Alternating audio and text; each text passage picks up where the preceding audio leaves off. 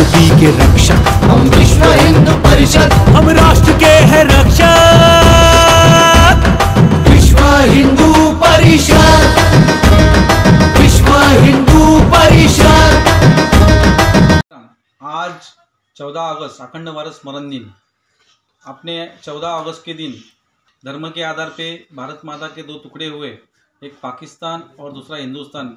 भारत माता को खंडित करके ये दो टुकड़े किए गए। मोहम्मद जिन्ना के मांग के ऊपर तत्कालीन कांग्रेस सरकार के पंतप्रधान पंडित जवाहरलाल नेहरू, महात्मा गांधी जी, उनके आग्रह के ऊपर आज अपने भारत देश का जो विभाजन किया गया 1947 में, ये दिन हमारे लिए यादगार दिन है कि ये जो पाकिस्तान है ये भारत का ही अंग है, जिसके लिए हर बरस बजरंग दल की ओर से 14 अगस्त अखंड भारत स्मरण दिन मनाया जाता है।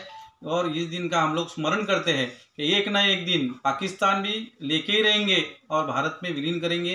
भारत ये अखंड है, अखंड रहेगा, ऐसा संकल्प हम लोग आज के दिन करते हैं। आज अपने को 14 अगस्त के संदर्भ में मार्गदर्शन करने के लिए माननीय सोहन जी सोलंकी, जो बजरंग दल के केंद्रीय संयोजक है, ये अपने को आज मार्गदर्शन करने वाले, उनका मैं परिचय देता हूँ। माननीय सोहन जी सोलंकी मध्य प्रदेश के धार जिले के रहने वाले हैं। एमएससी तक उनकी पढ़ाई हुई है। संघ के विभाग प्रचारक करके उनके ऊपर दायित्व वो निभा चुके हैं और वो उन्होंने अभी एक धारदार अपने हिंदुत्व की एक तोप करके पूरे देश में उनको पहचाना जाता है। जय श्री राम। जय श्री राम। आप सबको कल 15 अगस्त स्वतंत्रता दिवस की बहुत बहुत बधाई, बहुत बहुत शुभकामनाएं। आप सबको 15 अगस्त की बधाई और शुभकामनाएं देते हुए अत्यंत प्रसन्नता की अनुभूति हो रही है। लेकिन आज 14 अगस्त का दिन, 14 अगस्त 1947 के दिन को याद करके अत्यंत वेदना भी अनुभूति हो रही है और हम सबको होनी चाहिए, क्योंकि 15 अगस्त 1947 के ठीक एक दिन पहले भारत माता की दोनों भुजाएं काट दी गई थी। उस मां भारती के कटी हुई भुजाओं की वेदना, उसकी अनुभूति देश के हर देशभक्त को होनी चाहिए। हमें 15 अगस्त के पटाखे याद हैं, मिठाइयों की मिठास याद है, लेकिन 14 अगस्त को मां भारती की कटी हुई भुजाओं की वेदना हमें याद है क्या? जब तक ये वेदना अपने हृदय में बनी रहेगी, जब तक ये वेदना इस देश की युवा पीढ़ी में बनी रहेगी, तब तक मां भारती की कटी हुई भुजाओं को जोड़ने की आकांक्षा भी बनी रहेगी। और अभी तो 73 साल ही हुए हैं। 492 साल की लड़ाई लड़कर हमने इस साल जीती है, तो अभी तो 73 साल हुए हैं। लेकिन इस भारत माता की भुजाओं के विभाजन के जिम्मेदार कौन है? कौन गुनाहगार है भारत माता के विभाजन के? गुनाहगार मुस्लिम लीग, गुनाहगार मोहम्मद अली जिन्ना, गुनाहगार पाकिस्तान को चाहने वाले उस समय के मुसलमान। लेकिन गुनाहगार वे भी हैं जिन्होंने मुस्लिम लीग को, मुसलमानों को, मोहम्मद अली जिन्ना को भारत का विभाजन करने के लिए उकसाया, सहायता की। वे अंग्रेज भी जिम्मेदार हैं। और तीसरे वे भी जिम्मेदार हैं जिनके ऊपर इस देश के करोड़ों हिंदुओं को भरोसा था कि इनके रहते हुए भारत का विभाजन नहीं होगा। स्वयं महात्मा गांधी ने कहा था कि भारत का विभाजन मेरी लाश पर होगा, पहले मेरे टुकड़े होंगे शरीर के, फिर भारत मां के टुकड़े होंगे। पंडित जवाहरलाल नेहरू ने और देश की कांग्रेस ने रावी नदी का जल हाथ में लेकर देश को भरोसा दिलाया था, शपथ ली थी कि हम भारत को पूर्ण स्वराज्य दिलाएंगे। और इसलिए देश की जनता ने इन लोगों पर भरोसा किया और इसलिए इस विभाजन के जिम्मेदार ये भी हैं जिन्होंने भारत के विभाजन के कागज पर हस्ताक्षर किए। और इसको रोकने का प्रयास किस तरीके से हुआ? भारत का विभाजन न हो, इसके लिए तरीका क्या था? मुसलमानों की वे सारी जायज नाजायज मांगे, और यह आरंभ हुआ खिलाफत आंदोलन का समर्थन करके, जिसका भारत की आजादी से कोई लेना देना नहीं था। लेकिन मुसलमानों को देश की आजादी के लिए साथ में लाने के लिए खिलाफत आंदोलन का समर्थन किया, और उसका परिणाम खिलाफत आंदोलन तो सफल हुआ नहीं, लेकिन 1921 में केरल के अंदर हजारों निर्दोष हिंदुओं की हत्या की गई। हजारों माता और बहनों के साथ एक बार नहीं अनेक बार बलात्कार हुआ और हजारों हिंदुओं का धर्मांतरण हुआ। अगर आपको उस घटना की सच्चाई जाननी हो तो विनायक दामोदर सावरकर, वीर सावरकर जी ने मोपला नाम की पुस्तक लिखी है, कभी अवसर मिले तो अवश्य पढ़िएगा। लेकिन फिर भी हमने इनको साथ में लाने के लिए अपने देश के राष्ट्रीय ध्वज के साथ समझौता किया। हमने समझौता किया अपने देश की भाषा के साथ। हमने समझौता किया देश के जिस मंत्र को, वंदे मातरम को बोलकर देश के बलिदानी फांसी का फंदा चूमते गए, हमने उसका विभाजन कर लिया, उसको भी स्वीकार कर लिया। इतना नहीं है तो पंडित जवाहरलाल नेहरू, महात्मा गांधी, मोहम्मद अली जिन्ना को मनाने के लिए 18 दिन तक प्रयास करते रहे, 18 दिन तक, लेकिन वो नहीं माना। और जब आखिरी में वार्ता असफल हो गई तो मोहम्मद अली जिन्ना से पूछा पत्रकारों ने कि परिणाम क्या रहा चर्चा का, वार्ता का। तो मोहम्मद अली जिन्ना ने कहा, मेरे लिए एक साधारण मुसलमान महात्मा गांधी से श्रेष्ठ है, क्योंकि वो इस्लाम को मानता है। और अंत में मोहम्मद अली जिन्ना ने धमकियां देना शुरू की। हम झुक गए, हमने इनके लिए अलग से पृथक निर्वाचन मंडल स्वीकार कर लिया। बंगाल में और सिंध में इन्होंने अपनी सरकारें बना ली। देश के अंदर रहने वाले सारे मुसलमान, जो पाकिस्तान बना वहां के भी, जो नहीं बना भारत में रह गया यहां के भी, चाहे उत्तर प्रदेश, बिहार, इन सब ने मुस्लिम लीग का समर्थन किया। लेकिन देश के हिंदू समाज ने एकमत होकर कांग्रेस का समर्थन किया था। इतना सब होने के बाद भी मोहम्मद अली जिन्ना ने 16 अगस्त 1946 के दिन डायरेक्ट एक्शन की घोषणा की। आप जानते हैं डायरेक्ट एक्शन क्या होता है? उसका एक छोटा सा नमूना इस समय की पीढ़ी ने देखा। अभी कलकत्ता की सड़कों पर सीए के विरोध में, सीए जो कानून आया, नागरिक संशोधन बिल, इसका विरोध प्रदर्शन करने के लिए मुसलमानों ने अभी कुछ 4-5 महीने पहले जिस तरीके का हिंसक प्रदर्शन कलकत्ता की सड़कों पर किया, जिस प्रकार दिल्ली में अमेरिकन राष्ट्रपति आया, उस दिन योजनाबद्ध तरीके से षड्यंत्र पूर्वक हिंदू समाज पर हमला किया, इससे कल्पना कर सकते हैं कि 16 अगस्त 1946 को पूरे देश के अंदर कितनी तैयारी के साथ और षड्यंत्र पूर्वक हिंदू समाज पर हमले किए गए होंगे। ये दंगा नहीं था, ये हमला था हिंदू समाज के ऊपर। केवल कलकत्ता शहर में 10,000 हिंदू मारे गए एक दिन में। और जिन स्थानों पर मुस्लिम बहुल जनसंख्या थी, खासकर जो पाकिस्तान बना और बांग्लादेश बना, इन स्थानों पर हिंदुओं की क्या दुर्गति हुई होगी, आप और हम सब कल्पना नहीं कर सकते। आज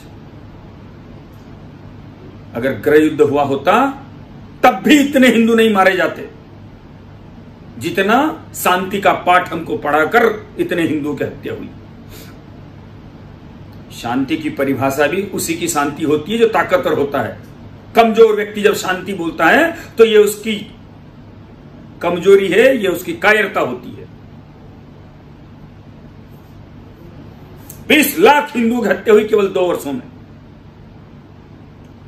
लाखों माताओं बहनों के साथ बलात्कार हुआ, धर्मांतरण हुआ।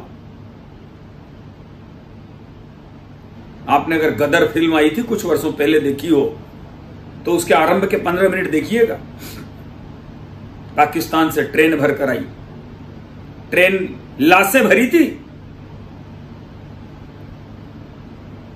भारत की सीमा के अंदर आने पर अटारी स्टेशन पर रेलवे स्टेशन मास्टर ने कहा कि आप उतर जाइए ट्रेन में से, आपके लिए भोजन की व्यवस्था की है यहां पर सरकार ने, भारत सरकार ने। 15 मिनट हो गया, कोई बाहर नहीं निकला। स्टेशन मास्टर बाहर निकल के देखता है 18 डिब्बे ट्रेन के पूरे भरे हुए, ठसाठस भरे हुए हिंदुओं के, लेकिन उसमें से एक भी हिंदू जिंदा नहीं था। और लिखा क्या था उस पर? हिंदू कुत्तों काटना हमसे सीखो। लिखा था स्वतंत्र भारत को पाकिस्तान की भेंट। आप कल्पना नहीं कर सकते कि क्या स्थिति हुई होगी। और इन्होंने भारत के विभाजन को स्वीकार कब किया? 14-15 जून 1947 को कांग्रेस की केंद्रीय कार्यकारिणी की बैठक में इन्होंने विभाजन स्वीकार किया। कितने दिन मिले? केवल 2 महीने। जबकि देश की आजादी ये जून 1948 में अंग्रेजों ने घोषणा की थी कि हम भारत का विभाजन करके आजादी देंगे जून 48 में। लेकिन इन 2 महीनों के अंदर जैसे ही कांग्रेस ने विभाजन स्वीकार किया, देश का हिंदू समाज इसके खिलाफ सड़क पर उतर आया। राष्ट्रीय स्वयंसेवक संघ के द्वितीय सरसंघचालक पूजनीय गुरुजी पूरे देश के अंदर इस भारत के विभाजन के विरोध में सभाएं होने लगी। हजारों लोग उनकी सभाओं में एकत्रित आने लगे। अंग्रेजों को लगा कि अगर जून 48 तक का अवसर देश को मिल गया, राष्ट्रीय स्वयंसेवक संघ को मिल गया, तो यह भारत का विभाजन नहीं होने देंगे। इसलिए अंग्रेजों ने जून 48 की तारीख 10 महीने आगे करके 15 अगस्त तय की। और दूसरा, भारत के विभाजन के लिए पंडित नेहरू को कैसे तैयार किया? आखिरी गवर्नर जनरल माउंटबेटन को यह समझाकर भेजा था कि भारत का विभाजन करा के आजादी देकर आना। और उसने इसके लिए उपयोग किसका किया? उसकी पत्नी का, जिसका नाम था एडविना माउंटबेटन। माउंटबेटन की पत्नी एडविना ने पंडित नेहरू जी को भारत के विभाजन पर हस्ताक्षर करने के लिए कैसे तैयार किया? यदि इसको जानना हो तो एडविना के साथ इंग्लैंड से उसकी निजी सहायिका, पर्सनल असिस्टेंट क्लेमा कैथरीन भी भारत में आई थी। और भारत का विभाजन हो गया और जब माउंटबेटन परिवार वापस चला गया, तब उसने पुस्तक लिखी। वो क्लेमा कैथरीन ने पुस्तक लिखी जिसका नाम है नेहरू और एडविना। कभी आपको अवसर मिले, किसी पुस्तक मेले में कहीं मिल जाए, तो उसको लेना और पढ़ना। तब उसमें उस क्लेमा कैथरीन ने बताया है बंद कमरों के राज,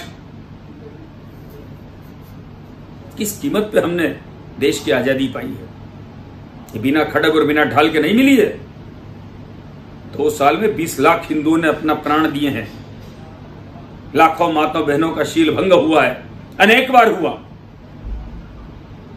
और लाखों हिंदुओं का धर्मांतरण हुआ है।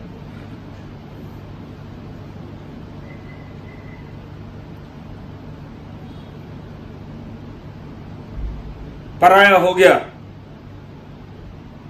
महर्षि पाणिनि का सिंध, हकीकत राय का सिंध, राजा दाहिर सेन का सिंध, भगवान झूलेलाल का सिंध। पराई हो गई हिंगलाज माता का मंदिर, मां ढाकेश्वरी का मंदिर। पराया हो गया विश्व का सबसे पहला विश्वविद्यालय, तक्षशिला विश्वविद्यालय। पराये हो गए ननकाना साहेब, करतारपुर साहेब। वो सिंधु, जिस सिंधु के कारण हम हिंदू हुए, जिस सिंधु के तट पर हमारे पूर्वजों ने, ऋषियों ने वेदों की ऋचाएं लिखी, वो सिंधु का किनारा हमसे पराया हो गया।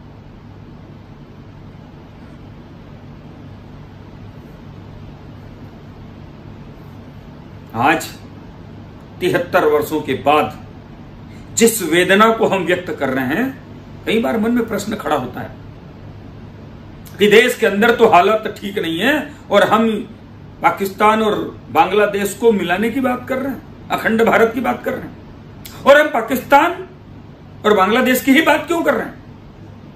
भारत का विभाजन हुआ तो नेपाल भी भारत था, तिब्बत भी भारत था, बर्मा भी भारत था, भूटान भी भारत था, श्रीलंका भी भारत था। इनकी बात क्यों नहीं कर रहे हैं? हमारे धर्म ग्रंथों में तो भारत की सीमाओं के बारे में लिखा है, उत्तरम यत् समुद्रश्च हिमाद्रश्चैव दक्षिणम। हिमालय के दक्षिण में और समुद्र के उत्तर में जो भूभाग फैला है वो भारत है। तो ये तो उत्तर और दक्षिण की सीमा हुई, लेकिन पूर्व और पश्चिम की सीमा कहां थी? तो पूर्व में इंडोनेशिया से लेकर पश्चिम में ईरान तक, हिमालय से लेकर समुद्र तक और इंडोनेशिया से लेकर ईरान तक फैली हुई ये सहस्त्रोजन भारत भूमि, ये वो है जिसका संकल्प आज भी हमारे घर पे जब कोई शुभ काम होता है तो पंडित जी जल हाथ में देकर संकल्प कराते हैं, आर्यावर्ते जम्मू द्वीपे भरत खंडे। इस स्थान पर, इस जगह, इस तिथि, इस घड़ी में ये पूजा हो रही है, इस कुल का व्यक्ति पूजा करा रहा है, ये संकल्प कराते हैं।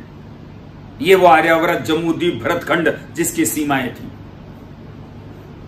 इन दुनिया के इन देशों में जाकर देखिए आप, इंडोनेशिया आज भले मुसलमान देश होगा, लेकिन वहां की संस्कृति, वहां की परंपरा हिंदू समाज, हिंदू संस्कृति से मिलती जुलती।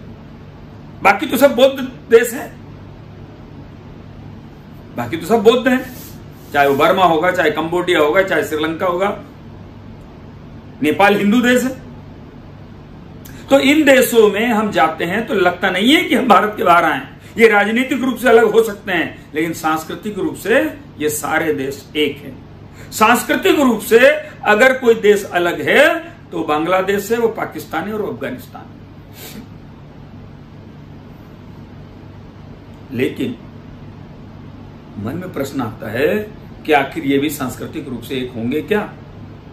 हो सकते हैं क्या?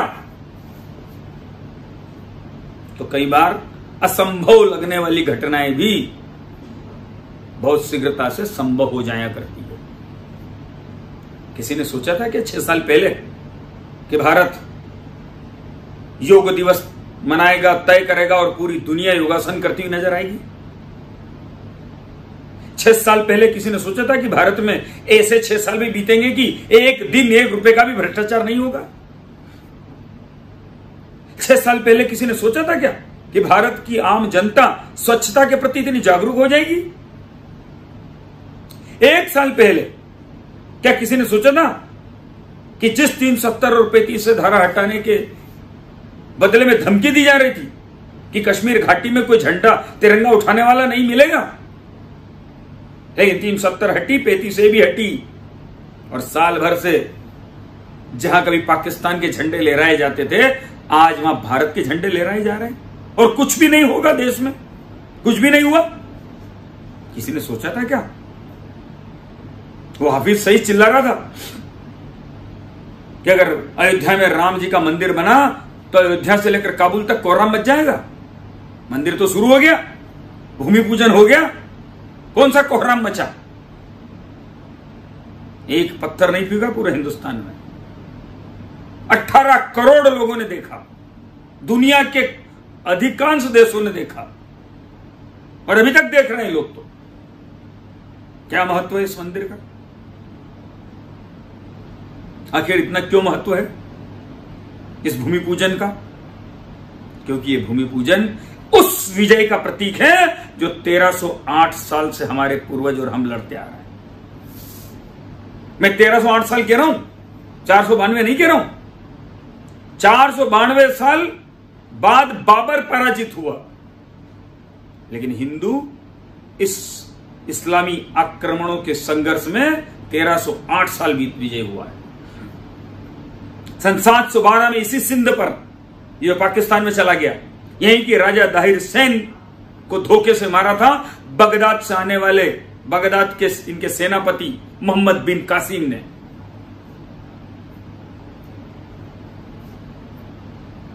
तब से लेकर आज तक आपको ध्यान में होगा 5 अगस्त के दिन प्रधानमंत्री जी ने राजा सुहेलदेव का नाम लिया था।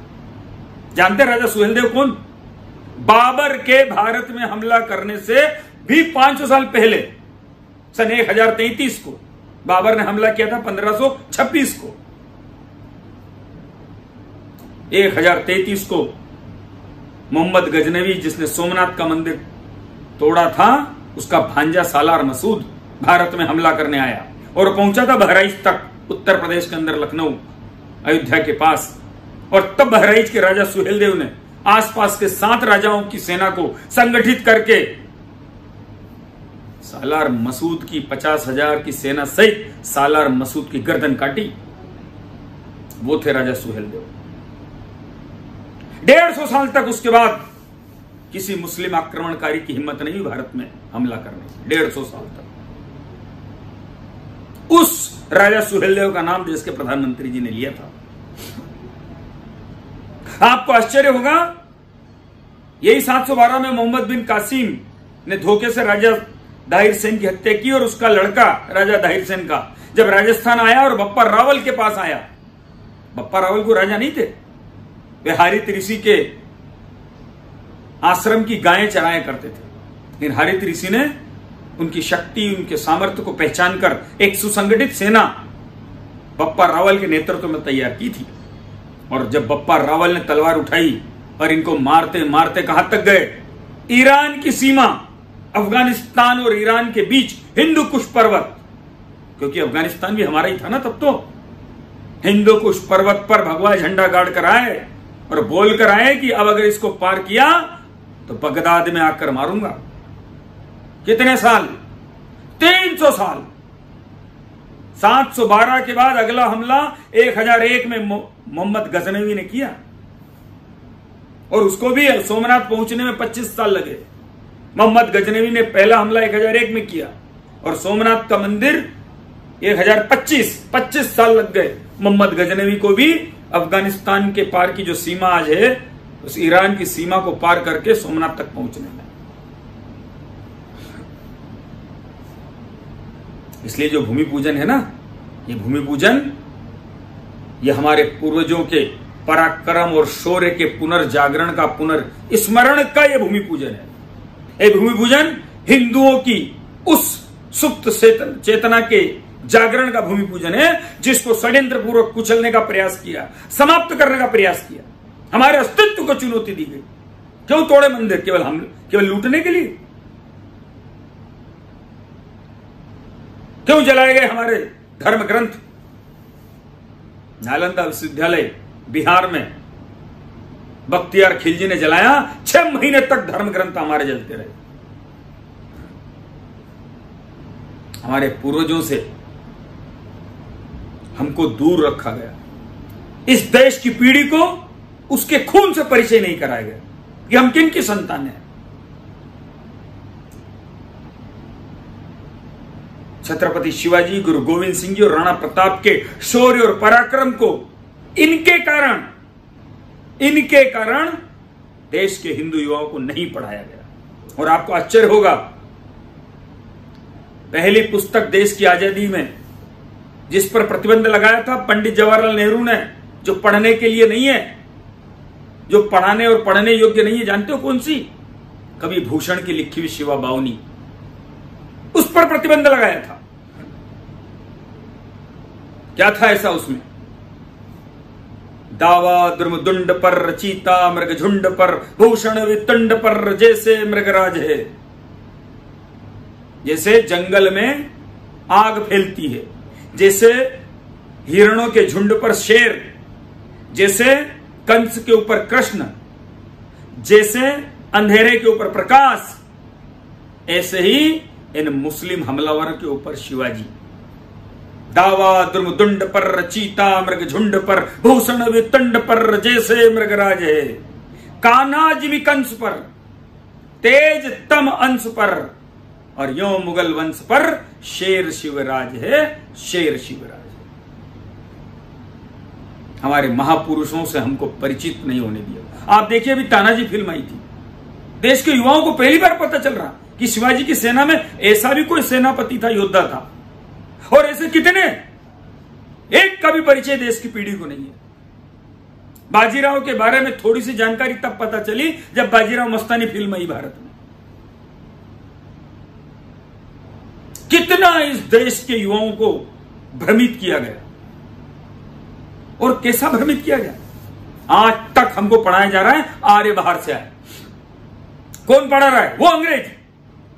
जो अंग्रेज 2020 साल पहले पैदा हुए, वो हमको बता रहे हैं कि हमने उनके पैदा होने के भी 1500 साल पहले भारत पर हमला किया था। ये वो पढ़ा रहे हैं हमको।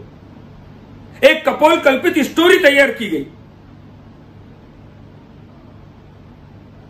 और उसका दुष्परिणाम देश आज तक भुगत रहा है, आज तक भुगत रहे हैं। और दुर्भाग्य से 1947 में जैसे ही देश आजाद हुआ, यह हटाना चाहिए था क्योंकि यह गलत है, लेकिन नहीं हटाया गया। अभी परसों देश की शिक्षा नीति की घोषणा की गई है और हम कामना करते हैं, अपेक्षा करते हैं, आशा करते हैं कि भारत के इतिहास का पुनर्लेखन होगा और ये जो आर्य भारसाय लिखा हुआ है इसको हटाया जाएगा। क्यों? सुप्रीम कोर्ट ने कहा है कि राम ऐतिहासिक पुरुष थे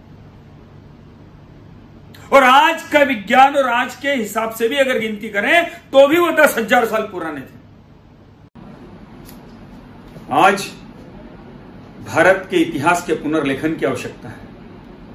उन महापुरुषों के जीवन चरित्र से इस देश की पीढ़ी को परिचित कराने की जरूरत है जिसको भुलाया गया, षड्यंत्र पूर्वक भुलाया गया। ऐसे महापुरुषों के जीवन चरित्र से देश की युवा पीढ़ी देश के लिए लड़ना, देश के लिए जीना और देश के लिए जीतने की प्रेरणा जिनसे मिलती है, ऐसे महापुरुषों का जीवन चरित्र देश की पीढ़ी को पढ़ाया जाए। और जिन लोगों ने भारत पर हमले किए, जिन लोगों ने भारत की संस्कृति को, भारत की परंपराओं को नष्ट करने का प्रयास किया, मंदिर तोड़े, उनके नाम पर जो आज स्मारक बनी हुई है, रोड मार्ग बने हुए हैं, उन सबको हटाने की जरूरत है। और इसलिए राम जी के मंदिर का भूमि पूजन ये भारत के सांस्कृतिक जागरण का भूमि पूजन है। यह भूमि पूजन केवल राम जी के मंदिर के निर्माण का भूमि पूजन नहीं है, ये भारत में राम राज्य की पुनर्प्राण प्रतिष्ठा का भूमि पूजन है। और उस राम राज्य में अखंड भारत राम राज्य, लेकिन ये होगा कैसे, उसमें हमारी भूमिका क्या है, यह समझने की जरूरत है। और इसलिए हम सबकी महत्वपूर्ण भूमिका इस समय देश के जो हालात हैं, देश की जो परिस्थितियां हैं, देश का हिंदू समाज अब उठकर खड़ा हो गया है। कई बार एक व्यक्ति को बार बार बताओगे तू तो गुलाम था, तू तो गुलामी के लिए पैदा हुआ है, तेरे पूर्वज गुलाम थे, तो आदमी पूरा जीवन गुलामी की मानसिकता में जीता है। लेकिन जब व्यक्ति को पता चलता है कि नहीं, मेरे पूर्वज गुलाम नहीं थे, मेरे पूर्वज पराक्रमी थे, उन्होंने संघर्ष किया इस देश के लिए, 1308 साल लड़े हैं। दुनिया के अंदर इतनी बड़ी लड़ाई राम मंदिर के लिए जो लड़ी गई 492 साल, ये दुनिया में कभी इतनी लंबी लड़ाई किसी एक विषय के लिए नहीं लड़ी गई है। हम भूले नहीं हैं, यही तो तकलीफ है इनको कि जिस भारत का इस्लामीकरण करने के लिए इतने वर्षों से हमले हो रहे हुए, इतने लोगों ने किए, वे समाप्त हुए, लेकिन भारत समाप्त नहीं हुआ, भारत की संस्कृति समाप्त नहीं हुई, भारत का धर्म समाप्त नहीं हुआ, हिंदू समाप्त नहीं हुआ। यही तो तकलीफ है। और तब समाप्त नहीं हुए तो अब क्या समाप्त होंगे। और इसलिए आज हिंदू आत्मविश्वास के साथ उठकर खड़ा हो गया है। इस समय हम सबकी भूमिका क्या है, यह महत्वपूर्ण है। और इसलिए इस समय देश की पीढ़ी को भारत का वो ज्ञान, जिस ज्ञान के बल पर हम विश्वगुरु थे, जिसको षड्यंत्र पूर्वक गडरियों के गीत कहकर हमसे दूर रखा गया, वो वेद, वो पुराण, वो उपनिषद, आज भी उन धर्म ग्रंथों में वो विज्ञान, वो ज्ञान है जो दुनिया को शांति के रास्ते पर ले जा सकता है। इस आतंक और भोगवाद में डूबी हुई दुनिया को सह अस्तित्व का मंत्र अगर कोई दे सकता है तो भारत का ज्ञान ही है। आज भी विज्ञान जहां जाकर रुकता है, उसके आगे का रास्ता बताने वाला कोई ज्ञान अगर कहीं है तो भारत के धर्म ग्रंथों में है। इसलिए उसको केवल कर्मकांड के रूप में अध्ययन न करें, उसको भारत के आगे बढ़ने के सूत्र के रूप में उसका अध्ययन करें। यह आज के विद्यार्थियों को इसकी जरूरत है। राफेल देश के अंदर आए तो हम बड़े खुश हुए, लेकिन वास्तव में यह खुशी हमारी स्थायी नहीं है, अधिक नहीं है। खुशी तो तब होगी जब राफेल से भी अधिक क्षमतावान हम अपने देश के अंदर निर्माण करेंगे, तब होगी। इसलिए देखो कितनी बातों पर हम दुनिया के देशों पर, बाजारों पर निर्भर है। फार्मेसी के क्षेत्र में 60% हम चीन पर निर्भर। इलेक्ट्रॉनिक सामान, उपकरण, मोबाइल, पूरा बाजार भरा पड़ा दुनिया के सामानों से, चीन के सामानों से। दीपावली हम मनाएं और लाइट लगाएं चीन की। लक्ष्मी पूजा हम करें और लक्ष्मी जी की मूर्ति आएगी चीन से। गणेश उत्सव हम मनाएंगे और गणपति जी की मूर्ति आएगी चीन से। राखी हम मनाएंगे और राखी का धागा आएगा चीन से। ये नहीं चलेगा।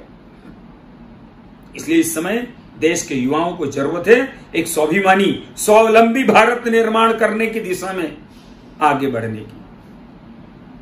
भगवान कृष्ण ने कहा कि कर्म करोगे तभी परिणाम मिलेगा। कोई युवा यदि ये सोचे कि मैं घर में बैठा हूं और मुझे रोजगार घर में आकर दे और ऐसा रोजगार मिले कि मुझे कोई काम नहीं करना पड़े, तो फिर इसका मतलब यह है कि वो बेरोजगार नहीं है, वो काम नहीं करना चाहता है। इसका मतलब ये होता है। हाँ, हमको जो काम करना है, जो लक्ष्य है, वो नहीं मिल पा रहा है, उसके लिए प्रयास करते रहिए, लेकिन इसका मतलब ये नहीं है कि हम आज को भी खो दें। और इसलिए ये ज्ञान जिसके बल पर भारत दुनिया में विश्वगुरु था, उस ज्ञान के बल पर ही भारत फिर से विश्वगुरु होगा। इसलिए उस ज्ञान का अध्ययन हम करें अपने देश के लिए। शिक्षा किसके लिए? अपने देश के लिए, अपने लिए नहीं। गाड़ी, बंगला, सुख सुविधाएं, इसके लिए नहीं है शिक्षा। यही दूसरी जरूरत है देश की पीढ़ी को बलशाली बनाने की। ये भोग विलासी जीवन शैली, नशे में डूबी हुई पीढ़ी, ये कभी भारत की चुनौतियों का सामना नहीं कर पाएगी। अखंड भारत बनाना तो दूर, विश्वगुरु बनाना तो दूर, अपनी खुद की चुनौतियों का भी सामना नहीं कर पाएंगे। ऐसी कल्चर में जीने वाले लोग अत्यंत ही कमजोर होते हैं। हम लोग जब कॉलेज में पढ़ते थे तो हमको पंजाब के बारे में बताया जाता था कि पंजाब कितना शौर्य और पराक्रमी पंजाब, देश के लिए लड़ने वाला पंजाब। लेकिन 25 साल बीतने के बाद जो पंजाब देश के लिए लड़ता पंजाब था, आज वो नशे में उड़ता पंजाब हो गया। ये चुनौती है देश के युवाओं के सामने। इसलिए सुविधा भोगी, भोग विलासी और नशीले जीवन से कभी भारत माता की चुनौतियों का सामना नहीं किया जा सकेगा और न ही हम भारत को अखंड बना पाएंगे। इसलिए जो दूसरी जरूरत है वो हमारे देश की युवा पीढ़ी को किसी भी प्रकार के नशे से बचाकर रखना और अपने शरीर को पराक्रमी और पुरुषार्थी बनाना। रोज जल से स्नान करते हैं हम और कपड़े बदलते हैं, लेकिन जल से स्नान करने से पहले हम पसीने से स्नान करें। जो केवल जल से स्नान करता है वो केवल कपड़े बदलता है, और जो रोज पसीने से स्नान करता है वो इतिहास बदलता है। 5 अगस्त को इतिहास भारत का लिखा गया, लेकिन ये हमारे पराक्रम से नहीं हुआ। ये भूमि पूजन उन कार सेवकों के बलिदान के कारण हुआ है। ये भूमि पूजन 1528 से लेकर आज तक राम मंदिर के लिए 4.5 लाख हिंदुओं ने जो बलिदान किया, उनके पराक्रम और शौर्य के कारण ये हुआ है। हमने तो इतिहास को घटित होते देखा है। इतिहास अब हमको बनाना है। अखंड भारत का इतिहास, विश्वगुरु भारत का इतिहास हमको बनाना है। और इसलिए पराक्रमी और बलिष्ठ और बलशाली शरीर देश के युवाओं का चाहिए। ये देश की जरूरत है। तीसरी जो बात है वो है संगठित हिंदू समाज। जातियों में, उपजातियों में, उपजातियों में जो देश के अलगाववादी भारत के हिंदू समाज को तोड़ने का षड्यंत्र रच रहे हैं, इसको सफल नहीं होने देना। एक तरफ राम जी का मंदिर बन रहा है और दूसरी तरफ हमारे गांव में जो राम जी का मंदिर है उसमें अगर कोई शबरी माता आ जाए, उसमें अगर कोई निषाद राम जी के दर्शन करने आ जाए तो हम कहेंगे तो अछूत है। तो फिर राम जी के मंदिर के निर्माण का क्या अर्थ रह जाएगा? राम जी की पूजा करने वाले कभी किसी हिंदू को अछूत नहीं मान सकते। भारत के अंदर कोई ऐसा मंदिर नहीं जिस मंदिर में किसी हिंदू के लिए दरवाजे न खुले हो। और केवल बात मंदिर की नहीं है, चाहे वो पानी पीने का स्थान हो, चाहे शमशान घाट हो, हर एक बात में हमारी जातियां अलग हो सकती है, हमारी बोली अलग हो सकती है, हमारी भाषाएं अलग हो सकती है, हमारा पहनावा अलग हो सकता है, हमारा खान पान अलग हो सकता है, लेकिन बद्रीनाथ धाम से लेकर रामेश्वरम तक और जगन्नाथपुरी से लेकर द्वारिकापुरी तक फैली हुई सहस्त्रोजन भारत भूमि, यह हमारी मां है। हम सब इसके बेटे बेटियां हैं, हम सब हिंदू हैं। हम जब हिंदू संगठित होकर रहेंगे तब हम भारत की नहीं, दुनिया की समस्याओं का समाधान करने के लायक शक्ति अर्जित कर लेंगे। आपने सुना होगा ना, 5 अगस्त को जिस दिन भूमि पूजन हुआ, उस दिन राजस्थान के एक गांव में 250 परिवार जो मुस्लिम थे हिंदू बने।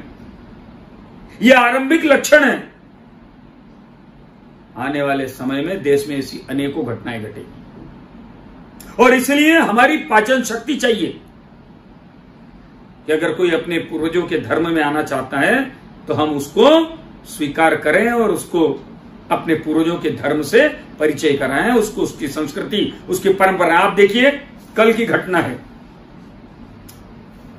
पाकिस्तान के अंदर सिंध प्रांत के लोगों ने एक प्रस्ताव पास किया और पाकिस्तानी सरकार के पास भेजा।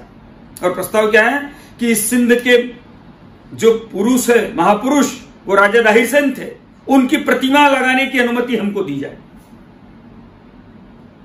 ऐसा ही कुछ साल पहले पंजाब के अंदर महाराजा रणजीत सिंह की प्रतिमा लगाने के लिए अभियान चलाया और लगाई लाहौर में। और आप देखिए, पाकिस्तान के अंदर भी इतना कुछ चल रहा है कि वो भी टुकड़े होने की कगार पे है। क्या आपने सोचा था? 1990 में किसी ने नहीं सोचा था कि 1 साल बाद रूस के टुकड़े हो जाएंगे, 15 टुकड़े हो जाएंगे, लेकिन हो गए। जर्मनी का भी एक होगा, किसी ने नहीं सोचा, लेकिन एक हो गया। इजराइल यहूदियों को 1800 साल बाद मिला, लेकिन मिला। इसलिए ऐसी अनेक घटनाएं हैं जो असंभव दिखती है, लेकिन जब इतिहास करवट लेता है तो वो असंभव दिखने वाली बातें बहुत जल्दी संभव हो जाया करती है। अभी कल ही पाकिस्तान के सिंध और बलूचिस्तान, अभी तक तो बलूचिस्तान अकेला पाकिस्तान से अलग होने के लिए लड़ रहा था, लेकिन अब सिंध भी शामिल हो गया। दोनों चाहते हैं वो पाकिस्तान में नहीं रहना।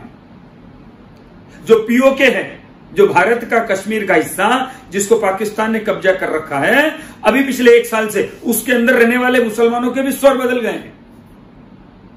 370 और 35 हटने के बाद घाटी में रहने वाले मुसलमानों के स्वर बदल गए।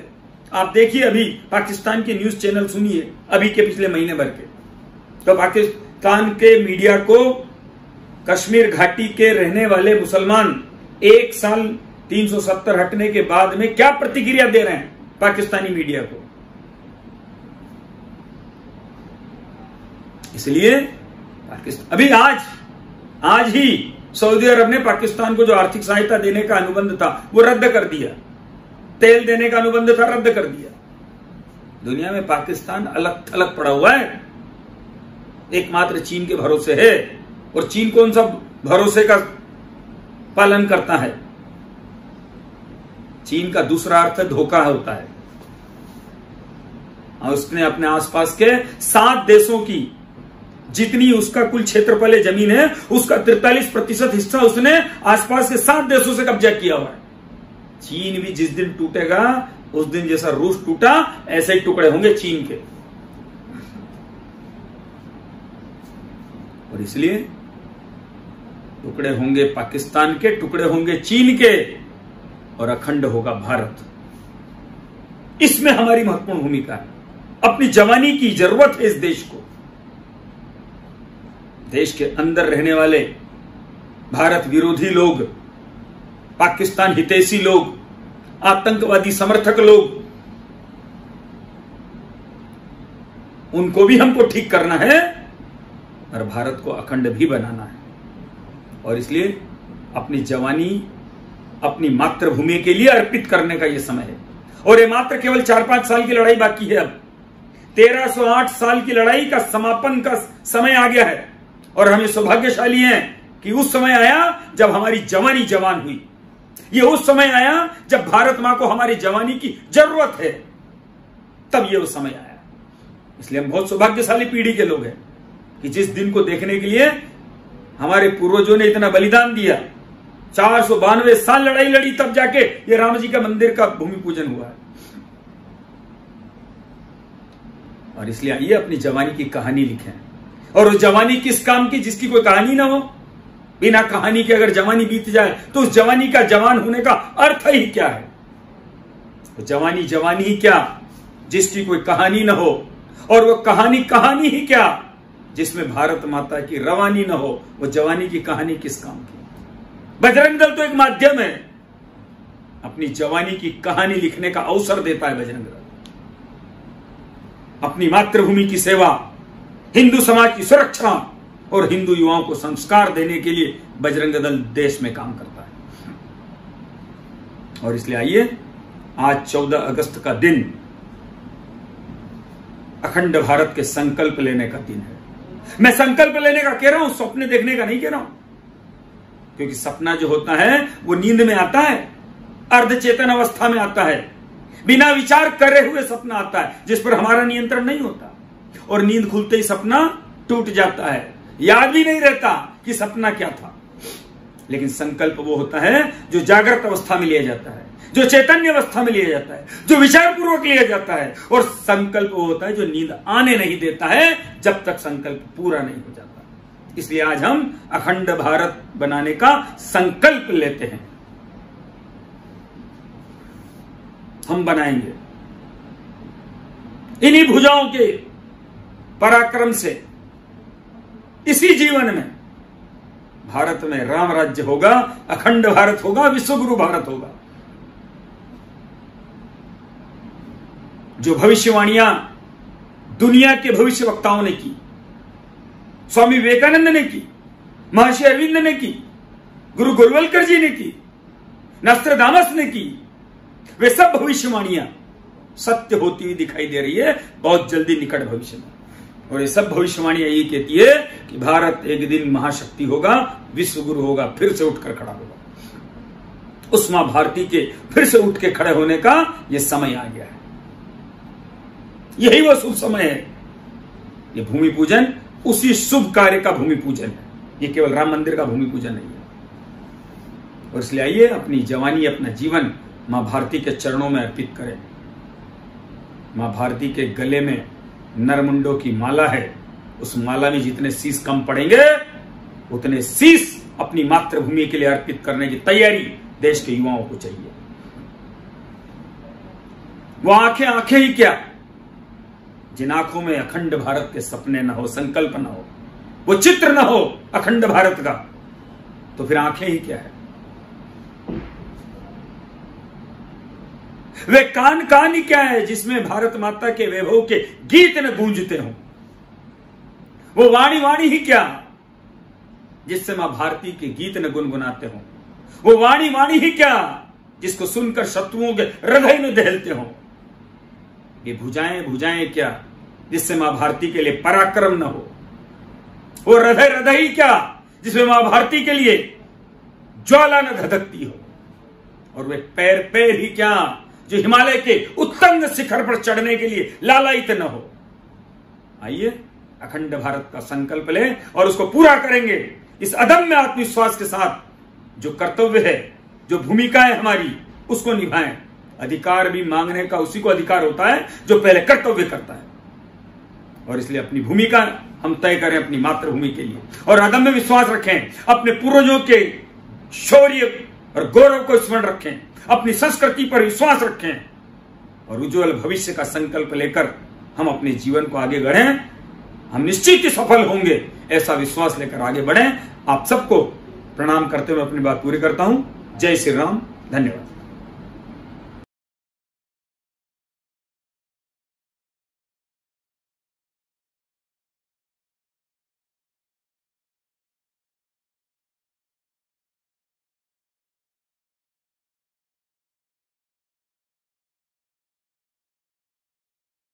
वन्दे मातरम् वन्दे मातरम् सुजलां सुफलां मलयज शीतलां शस्य श्यामला मातरम वंदे मातरम शुभ्रज्योत्स्ना पुलकितयामिनीं फुल्लकुसुमित द्रुमदलशोभिनीं सुहासिनीं सुमधुरभाषिणीं सुखदां वरदां मातरं वन्दे मातरं कोटि कोटि कंठ कल कल निनाद कराले कोटि कोटि भुजल धृत करवाले अबला